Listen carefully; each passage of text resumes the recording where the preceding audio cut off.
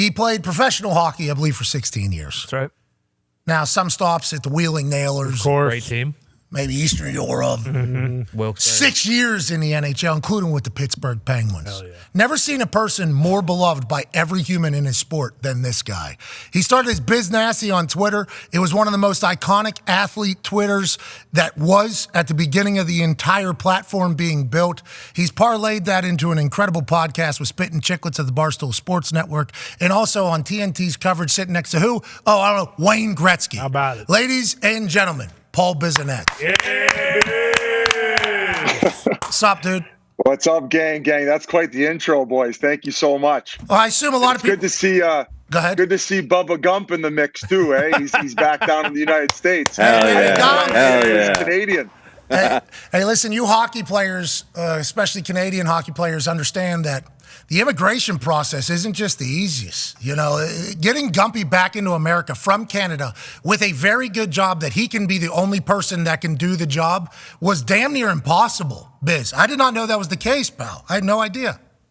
What do you do? Get caught smuggling some maple syrup in or something? What was the deal? Why couldn't he get his visa? I think it was Labatt Blues. Too much. Too many Molson. Molson XXX. Yeah, could have been a little bit too much. Awesome. Hey, Biz, let's dive in here. On Saturday night, Christmas Eve, I'm hanging out. I'm watching the hockey. I'm like, holy hell, hockey's all the way back. Love it.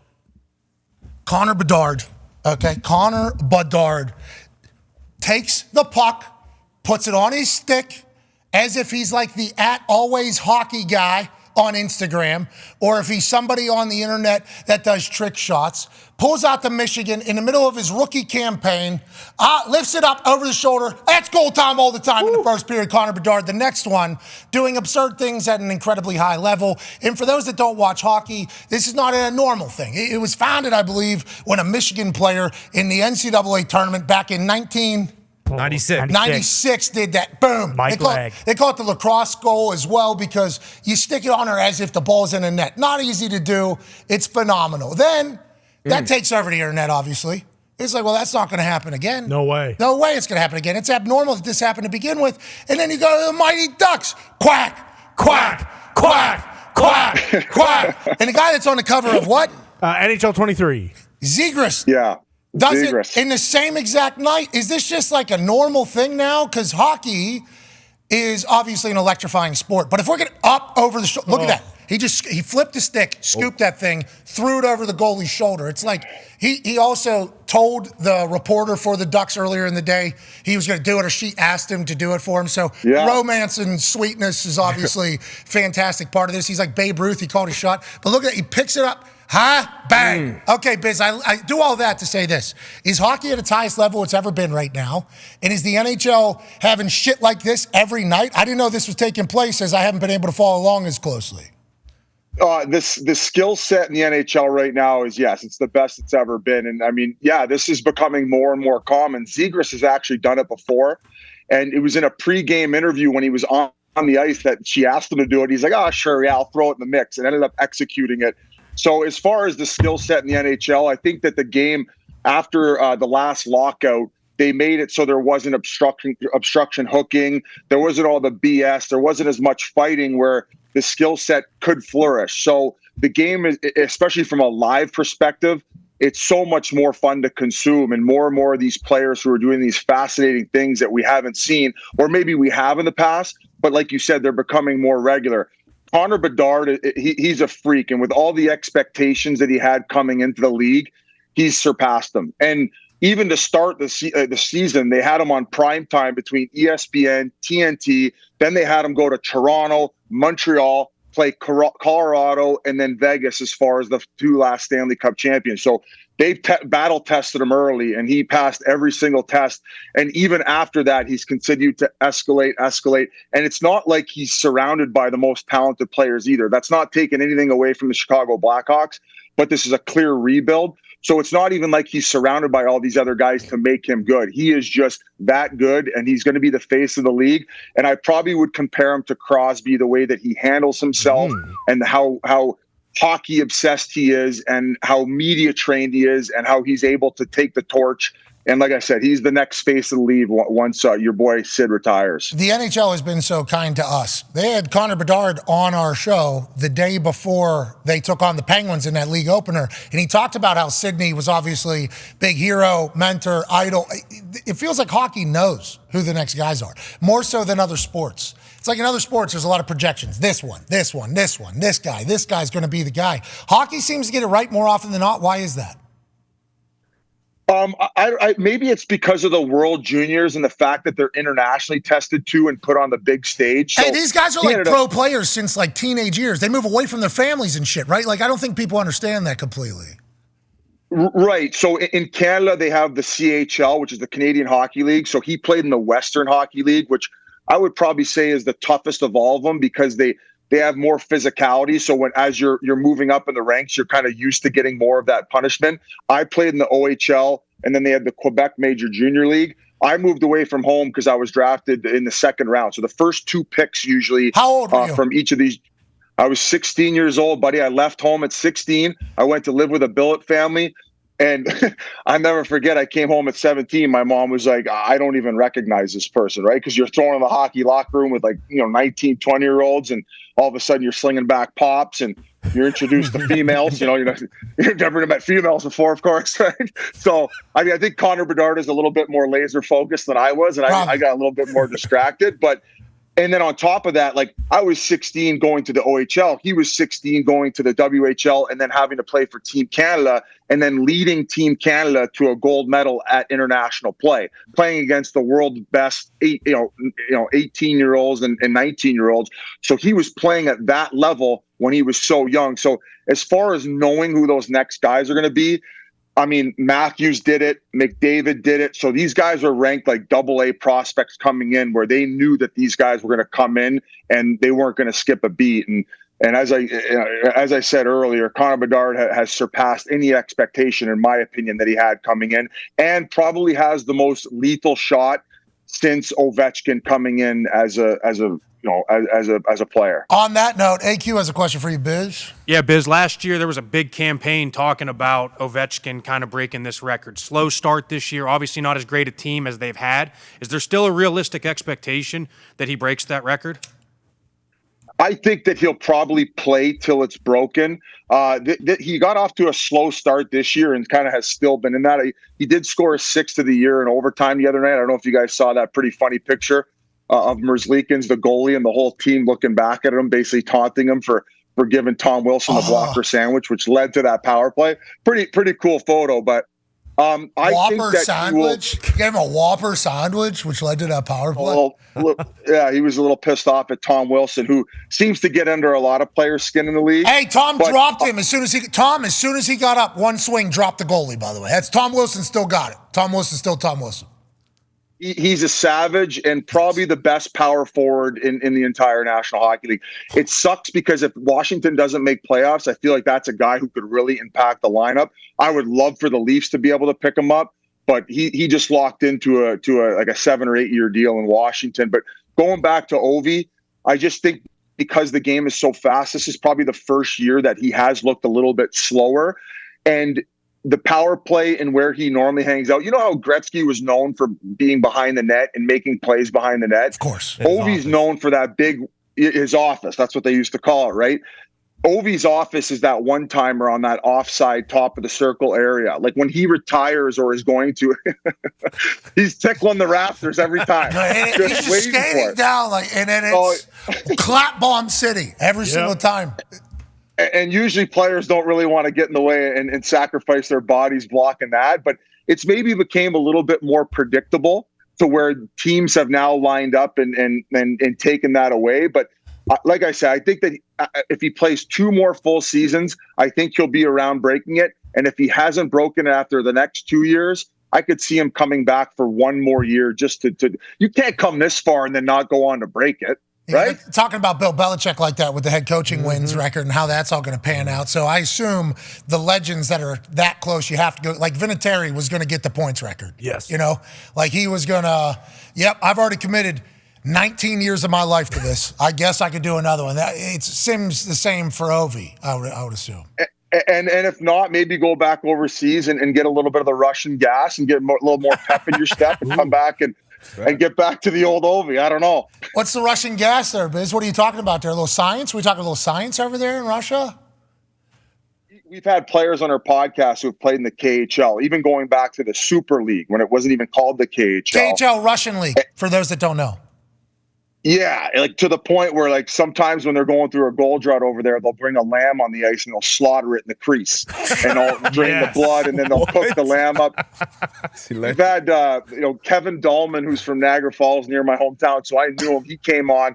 He had a great breakdown of taking the Russian gas. So did Timmy Stapleton, who was a guy who played a little bit in the National Hockey League. He actually went overseas to play for Mike Keenan, who was like an insane coach in the NHL. And he's actually coaching over in Italy now, believe it or not, which is a very calm league. So I don't know how the Italians are taking to his style of coaching, but it's this thing that even Whit, my podcast mate, played in the KHL, and he took it, and it makes you feel incredible. Like you can skate for days and days and days. You're light on your feet. So even if you're playing in a back-to-back, you huff this gas, and then you go kind of squirrely for about 30 seconds to a minute. Yeah. And then finally you come to, and then you go take your pregame nap and you come back and it's the best you've ever felt on the ice. And this is something that these guys are taking over there. The trainers will be handing you pills that you don't even know what they are and you're just gobbling them down. Russia's a different place, boys. It's no holds barred. We need to get this gas. Yeah. What is this gas? What is it like? It sounds like Toradol, but better. It sounds like. It sounds like you're smoking. It's like the meth version. Yeah. Of Toradol. You're doing crack. With a little Russian spice. And like I said, it makes you feel incredible. I'd love to get a tank right before I do podcasts, so I'm just humming like you out of the gate. Just kind of maybe a little mix of Adderall in there. I don't know what they got going, but it's definitely something I want to try. I don't think we can step foot in Russia because of the stuff we've said about it on the podcast. I'm pretty sure we're on the no-fly list. There's some other stuff going on too, Biz. Biz, I don't know if you kind of like Bubba Gump. Yeah, bingo. Yeah. Gumpy gets banned from the United States. I think all of us, though, probably banned from Russia at this point. I don't know. I don't know how it's all going. You would know better in international relations. Even Timmy Stapleton told a story about showing up. Who's Timmy Stapleton? Can you tell the world who Timmy Stapleton is? Because I thought you were going to say Tim Horton. And I was like, King Timmy Horton was on the Russian gas. I was excited to hear that. So, he was a pro hockey player, and we've had him on our podcast. I think Whit played with him at some point. He was the first one to come on and who played in Russia. He also told a story of going over to Russia where when they would be on the road, he would come back and he thought there was ghosts in his apartment because his furniture was always moved around. So he pulled his groin. He went on the road trip, and Mike Keenan was like, you better be playing here. You're an import, and he was the crazy coach. But at a certain point, he's like, Keen, my groin's like hanging on by a thread here. I can't keep up with these other guys out here. So they sent him back. And when he got back early, he went to open up his apartment door and it was dead bolted. And sure enough, when he was on the road, the guy who owned the apartment was subletting it. So somebody was sleeping there when he was on the road for road trips. So this guy, Timmy Stapleton, who came on our podcast, was the first one to really go and dive deep into the antics of what were the KHL, about the insane training camps of how you're going on the ice 2-3 times a day. You're running 10 miles. They're basically forcing you to take these drugs. Oh, you're in a goal slump? Let's slaughter a lamb in the crease. So the stories were just, I was in tears because I'd never heard any of this stuff going on. And that was, Timmy Stapleton's a legend, and he kind of broke. There he is. Hey, thank you, Timmy. Love you, Timmy. I just learned so much. He's built like a bag of milk, too. So just the fact that he was a pro athlete is astonishing in itself. So shout out to Timmy Stapleton. Let's give him a round of applause. Hey, Timmy. Love you, Tim. Man. I would like to continue talking about the KHL. It sounds like they got a lot going on. The NHL. Oh, yeah. The AK-47s of the security guards who showed up to the airport to pick him up. And the one owner of one of the teams was so crazy that he would, if the refs were calling too many penalties, and mind you, they had like 4 goons on their team who were just going out there beating guys up and suckering them. And he would come down and threaten the refs' lives if they called another penalty. So they'd be going around the rest of the game, not one penalty called. If the team was playing poorly, he'd come in the room with an AK-47, and he'd be yelling in Russian to all the Russian players. So all the North American.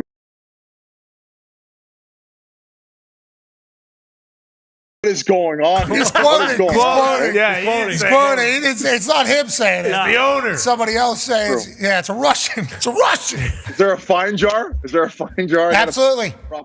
500. Oh, Jesus. I'll Venmo you.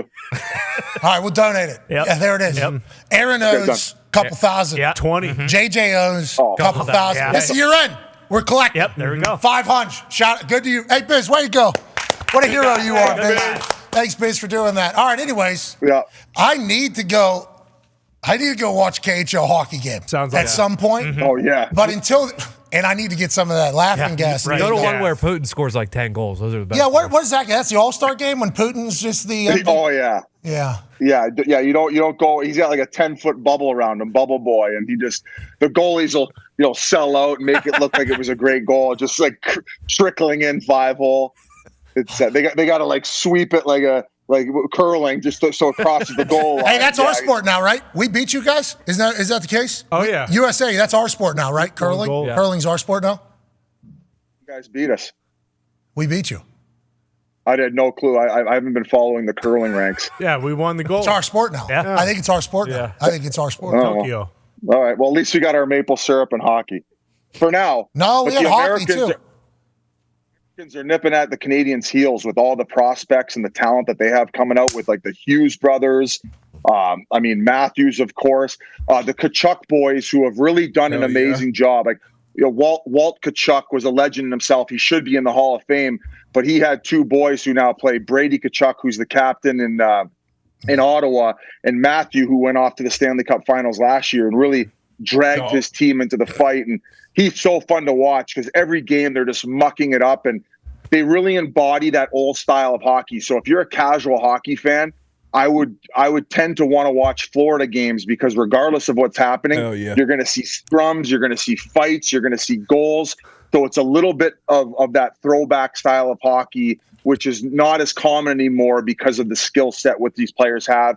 And the fact there's just not a lot of fighters. Yeah, Darius is a big Florida Panthers fan. Oh, yeah. Oh, is he? There you go. My captain. Awesome. How long you been following? 3-4 years now. Whole damn life. No. Oh, is that right? Well, yeah, since they've been down there. My the sister A was a stand dancer for? there. Oh, okay. Hey, I didn't know the Butlers we had. got blood ties there, man. I did not They made know us that. proud last year. Yeah, you're damn right they Made did. us What a proud. run. The offense is always phenomenal. Oh, yeah. You know, Got Bob in the net. He's a dog. Come on. Hey, what the story about Tkachuk was he had broken everything. They had to put the skates on him, and they just propped him up and were like, hey, go play. And then afterwards, it was like, he had a broken sternum, fibula. He had ribs and a neck problem, but he played. Yeah, he played out Crazy. there. Hockey's awesome. Full body cast before games with the Hannibal Lecter mask, and they just wheel him out to the ice, and he'd get out there and play. That's how hardcore he is. And I don't know what they were freezing him up with for him to try even to go play in that Maybe Stanley Cup Russians. Finals. Yeah, some gas. They should. Maybe. Hey, Connor has a question for you. That's a banned substance in the National League, by the way. So you can't be doing the gas in the NHL. So they know what it is then, right? So if it's banned, that means they know what it is. Oh, Gary knows what it is. That's on the no-fly list. That's on the no-fly. Yeah, because Keeping it all to himself. That was the thing in the NFL. When that deer antler spray got in and everything, it was like players and scientists or whatever, they were just trying to beat the scientists at the NFL were working. So it was just like a constant shell game, like just trying to outsmart them. And then, well, that's banned now. Oh, that's banned now. That's banned now. I assume the Russian gas, I guess they know what Gary Bettman knows what it is. Yeah. But we need to find out what that is. He's probably got a few tanks in his office. He's hiding it all for himself. Did you see how cool he looked when he came on our show? He had it unbuttoned. He had it on the side of his office. He was sitting in a chair. He was super cool. Good commish. We like him. I would say for the 30 years he's been on board, he's done an excellent job. I think the only thing that's probably like held back his legacy is the fact that maybe there hasn't been a best on best in recent memory. Like Crosby and McDavid have not been able to play for Team Canada together, but COVID also happened. But all things considered, with the franchise values where they are, with now that that hockey's on ESPN and TNT and getting all the coverage that it's getting, I would say that Gary Bettman has done a tremendous job as commissioner of the National Hockey League. Hey, way to go, Gary. Way to go, Garrett. Connor has a question for you, Biz. Yeah, Biz, I also just looked it up. The thing that's in the gas that is illegal for the NHL is that if you do it, you become a communist and then you start hating Ukraine. But that is strictly Timmy Stapleton's communist? That is, no. That's only. Whit, I heard Whit took some of this. I love Whit. It's only a 48-hour effect. You start yelling at everybody in Russian. It's just like Tordo. Exactly. Yeah. Once it wears off, you don't want to kill the entire world or Ukraine. But Biz, we were talking about this, and you kind of brought it up with the young stars that the NHL has. Do you feel like it's going to take one of these players to kind of do what like Deion Sanders did in the NFL and like kind of promote himself to make a superstar? And obviously he has all the talent. It's not as if he did that, but the persona of, prime. Do you feel like a player in the NHL like a Zegras, and clearly not Bedard because, like you mentioned, he's more like Crosby, kind of quiet. But do you think it's going to take something like that to kind of not promote only the NHL, but also build the stars of the NHL, just because of the fact that, like if a Bedard or a Zegras were to walk around in, Arizona or Columbus or, even Boston sometimes, do you think that those guys, that it's going to take someone like that, whether it's from, an American or a Canadian, hopefully not a Russian, but do you think one of those, people could kind of send the players themselves into the, stratosphere of those NBA, NFL guys that are, massive all over? Great question. I feel like hockey players like to stay in line, and I would say that maybe the knock is they are a little bit vanilla, but I think it's just more that's their personality. So they are staying true and genuine to themselves. I mean, as a guy who's in the media world, like I would embrace any type of guy who's willing to come outside their shell and sell the game to that perspective. And I think that guys are slowly doing it. It's a progression, but to the NBA and NFL standards, we are like hockey is behind. But once again, I think that it's just more guys staying true to themselves. But I just mentioned Matthew Tkachuk. I think that he's been a very candid in interviews, and there are guys who have taken the reins in that regard. Like even certain teams are allowing players to. Traditionally, players wore suits to games, right? They would wear like the gray, blue, and black suits, and it was very vanilla. Where like even Toronto, they've been very relaxed with the dress code. So players have been able to fashion. Yeah, fashion. So players have been able to show their personality off a little bit more with what they're wearing for clothes.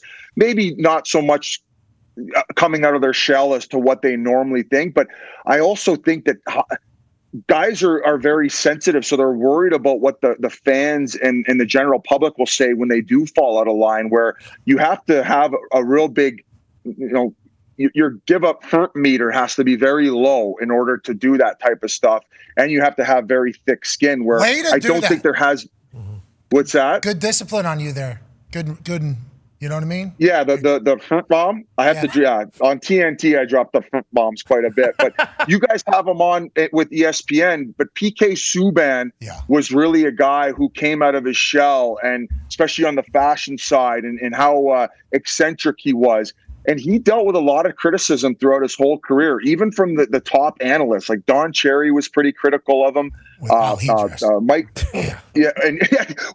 which is insane because he made his whole brand on being that exact same guy.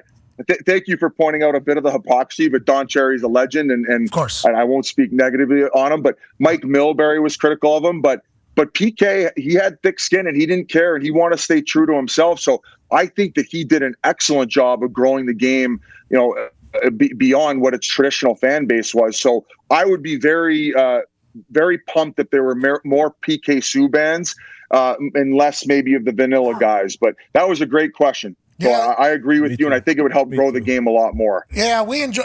All right. You know what, the vanilla guys? Too many vanilla guys? Just more PK Subbans, that's all. No problem with vanilla. It is becoming, there are more colored players coming in the National Hockey League, for sure. Look at that. D-Bud. Yeah. Like more black players. Yeah. It's like Quentin Byfield out in LA is a young stud who is playing on that top line with Anze Kopitar and Kempe. Nice. Adrian Kempe. So he's a guy to look out for if you want to jump on that bandwagon. Well, certainly do. Hey, real quick, Biz, just want to let you know you're awesome, dude. Mm-hmm. Keep crushing it. We appreciate the hell out of you. Keep going. We're going to watch the season alongside of you and the Spittin' Chicklets boys and on TNT. Hey, and congratulations to all you guys and what you've built, and obviously the transition over to ESPN, dude. You guys have grown a juggernaut. You have an amazing team, and it's wild, man. You guys go ham. Well, we all love you. Ladies and gentlemen, Paul Bissonnette. Yeah.